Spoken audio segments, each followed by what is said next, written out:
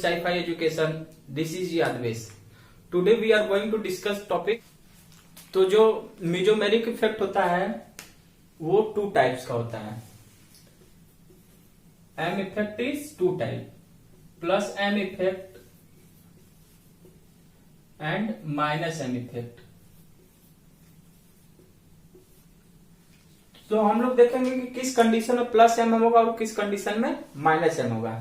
तो ध्यान दीजिएगा, फर्स्ट कंडीशन में पहले हम लोग चेक करेंगे यहाँ पे रेजोनेंस होगा कि नहीं होगा. तो एक डबल बॉन्ड है, अल्टरनेट पोजीशन पर लोन पेयर है, तो रेजोनेंस इफेक्ट होगा. अब इस केस में rule for drawing resonating structure जो अभी जस्ट हम लोग पढ़े हैं, तो इस रूल के अकॉर्डिंग ये लोन पेयर किधर शिफ्ट होगा, CH2 की साइड. तो इससे जो रेजोनेटिंग स्ट्रक्चर बनेंगे, इससे बनेगा CH डबल बॉन्ड Cl. इस पे आएगा प्लस चार्ज और इस पे आएगा माइनस चार्ज. तो Cl के पॉइंट ऑफ व्यू से देखेंगे तो Cl पे प्लस चार्ज आएगा कि minus charge? Plus charge. Cl gets plus charge और this plus charge is due to mesomeric effect. So this group this Cl shows कौन सा इफेक्ट? Plus M effect. Plus M effect plus mesomeric effect. Okay, Cl gots plus charge due to mesomeric effect, so such type of effect is plus M effect. अब इस case में देखेंगे तो देखिए, rule पहले चेक करेंगे कि रूल अप्लाई हो रहा है या नहीं. तो रूल अप्लाई हो रहा है या नहीं चेक करेंगे तो अल्टरनेट पोजीशन पे क्या है? डबल बॉन्ड है. अब ये डबल बॉन्ड, ये डबल बॉन्ड, रूल तो बोलता है एक डबल बॉन्ड दूसरे डबल बॉन्ड की तरफ शिफ्ट करेंगे, लेकिन यहाँ पे ऑक्सीजन है और oxygen is more electronegativated than carbon. So this electron, this pi electron moves toward oxygen. तो ये इलेक्ट्रॉन यहां पर आएगा और ये इलेक्ट्रॉन यहां पर जाएगा. इस केस में जो रेजोनेटिंग स्ट्रक्चर बनेंगे CH2 CHO माइनस. तो इस केस में oxygen get minus charge, oxygen get minus charge. तो such type of effect is known as minus M effect. Minus M effect. तो कहने का मतलब यह है कि after resonating structure drawing, if group takes plus M, if group takes positive charge then it show plus m effect. If it gets minus charge so it show minus m effect. अब हम लोग discuss करेंगे कि वो कौन से group है जो प्लस एम की कैटेगरी में आते हैं. किस कैटेगरी में? प्लस एम में. तो प्लस एम की कैटेगरी में लोन पेयर वाले ग्रुप आएंगे मेनली.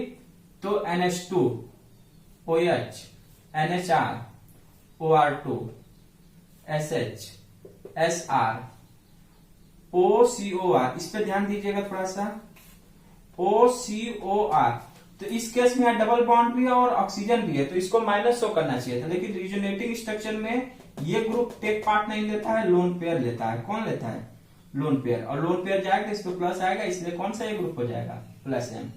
सेम एक कंडीशन NHCOR के साथ भी होती है. यहाँ का lone pair take part in the resonance, so it gets plus charge and come under in group plus m. Same यही कंडीशन हैलोजन के लिए भी होता है. हैलोजन में ये lone pair goes towards pi electron, so it gets plus charge and so plus m group. इसके बाद हम लोग देखेंगे कौन से ग्रुप माइनस एम वाले हैं. तो माइनस एम की कैटेगरी में CHO ग्रुप एल्डिहाइड ग्रुप है, ये O है जो पाई इलेक्ट्रॉन को अपनी तरफ शिफ्ट कराएगा. ये NO2 ग्रुप है जो प्लस एम की माइनस एम COR. अब यहाँ देखिए, कार्बन को डायरेक्ट ऑक्सीजन है, डबल अपने अल्टरनेटिव पोजीशन से माइनस इलेक्ट्रॉन लेगा, माइनस पाई इलेक्ट्रॉन लेगा, इसलिए माइनस एम कैटेगरी में है. Same COH group COOR. अब इसको इसके साथ कंट्राडिक्शन मत करिएगा. यहाँ पे ऑक्सीजन का lone pair take part in resonance, but here this pi bond take part in resonance. उसी तरह COOH group, amide group CONH2 और साइनाइड CN ग्रुप, ये सब किस कैटेगरी में आएंगे? माइनस एम कैटेगरी में। किस कैटेगरी में? माइनस एम कैटेगरी में। अब एक बात बहुत ही ध्यान से सुनिएगा कि अगर सर ऐसी कंडीशन प्रेजेंट हो जहां पर माइनस आई भी लग रहा है, क्योंकि आप बोले कि minus I permanent effect, inductive effect permanent effect है, और M effect, mesomeric effect, resonance effect भी परमानेंट इफेक्ट है, तो सर क्या इस केस में हम क्वेश्चन को सॉल्व करते समय किस इफेक्ट को प्रभावी मानेंगे, किसकी इफेक्टनेस को देखेंगे?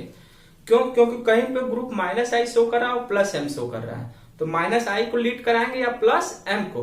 अगर ग्रुप माइनस आई और माइनस एम है तो उस केस में तो इफेक्ट सही है कि इलेक्ट्रॉन ले रहा है, जिससे जो इफेक्ट होगा वो देखा जाए। लेकिन जब कंट्राडिक्शन होगा, एक प्लस एम और साथ साथ माइनस आई शो करेगा, तो इसमें हम किसको लीड कराएंगे? तो बहुत ध्यान से सुनिएगा, sci-fi concept. Generally mesomeric effect is more effective than inductive effect.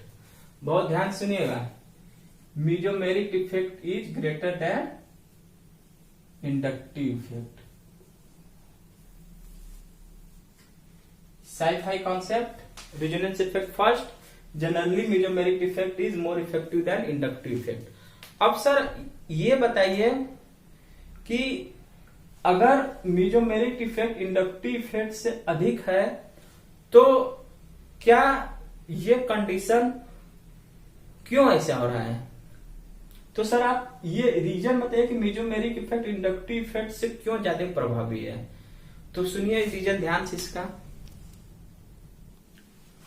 हाँ तो सर आप ये बात बोल रहे हैं कि mesomeric effect is more effective than inductive effect. हम लोग क्वेश्चन सॉल्व करते समय इस कॉन्सेप्ट का यूज कर लेंगे, लेकिन सर आप इस बात पे फोकस करिए कि सर वो कौन सा रीजन है जिसके थ्रू इंडक्टिव इफेक्ट से ज्यादा प्रभावी मेसोमेरिक इफेक्ट होता है।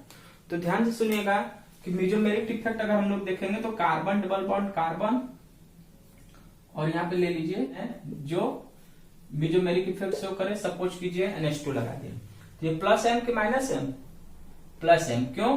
क्योंकि लोन पेयर टुवर्ड्स इधर जाएगा। तो यहां पे जो ऑर्बिटल है वो 2p है, यहां का ऑर्बिटल 2p है और यहां का ऑर्बिटल 2p है।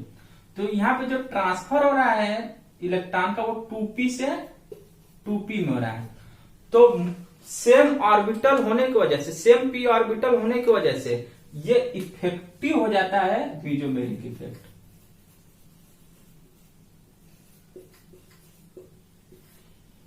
तो due to complete transfer of pi electron in same type of orbital, एक ही तरह के ऑर्बिटल में पाई इलेक्ट्रॉन के शिफ्टिंग होने की वजह से पाई इलेक्ट्रॉन की शिफ्टिंग से जो इफेक्ट एम इफेक्ट है वो इंडक्टिव इफेक्ट से मोर इफेक्टिव हुआ। अब सर क्या ये हमेशा होता है कि always M effect is greater than I effect? तो इस कंडीशन में साई फाई कॉन्सेप्ट 2 ये बोलता है कि इन केस ऑफ हैलोजन, हैलोजन मतलब FClBr, in case of halogen I effect, halogen minus I show करते हैं, minus I effect is greater than plus N effect. तो यहाँ पे हैलोजन के केस में इस पॉइंट को बहुत ध्यान दीजिएगा कि हैलोजन केस में minus I is greater than plus N. तो सर इसके पीछे क्या रीजन है कि minus I is greater than plus N effect in case of halogen? तो बहुत ध्यान से सुनिएगा। जैसे सपोज कीजिए यहाँ पे डबल बॉन्ड है, यहाँ पे एक हाइड्रोजन लगाएं Cl। Cl के केस में यहाँ पे जो ऑर्बिटल वो 3p ऑर्बिटल है, ये 2p ऑर्बिटल है और ये 2p ऑर्बिटल है। इसमें जो इलेक्ट्रॉन का मूवमेंट होता है वो 3p से 2p की तरफ। तो सेम ओवरलैप या सेम ओवरलैपिंग ऑर्बिटल न मिलने की वजह से इस केस में कौन लीड कर जाएगा? Inductive effect. So in case of halogen, inductive effect is greater than M effect। और M में प्लस M हाइड्रोजन शो करते हैं और इंडक्टिव में माइनस आई। अच्छा सर, ये बात भी हम लोग को समझ में आ गई। लेकिन सर अगर हम लोग Cl की जगह फ्लोरीन रख दें तो वो भी तो 2p है, तो उस केस में फ्लोरीन के केस में प्लस एम लीड करना चाहिए माइनस आई से। तो देखते हैं फ्लोरीन के केस में क्या होता है। जैसे यहाँ पर रखते हैं कार्बन डबल बॉन्ड कार्बन और यहाँ पर रखते हैं फ्लोरीन, यही कहना चाहते हैं ना। तो इस केस में ये 2p, ये भी 2p और ये भी 2p है। तो एक बार ध्यान दीजिएगा कि होना तो ये चाहिए कि इस केस में plus M is greater than minus I, but due to most electronegative atom fluorine, बहुत ही ज्यादा पीरियोडिक टेबल में इलेक्ट्रोनिगेटिविटी फ्लोरीन का अधिक होती है। तो इस केस में ये अपने इलेक्ट्रोनिगेटिविटी की वजह से minus I is greater than plus M. Okay, sci-fi concept third. In case of fluorine, the minus I effect is more effective than mesomeric effect plus M effect due to its electronegativity. And in case of fluorine, minus I effect is more effective than plus M effect due to its poor overlapping electronegating due to poor orbital donating, lower to higher orbital donating.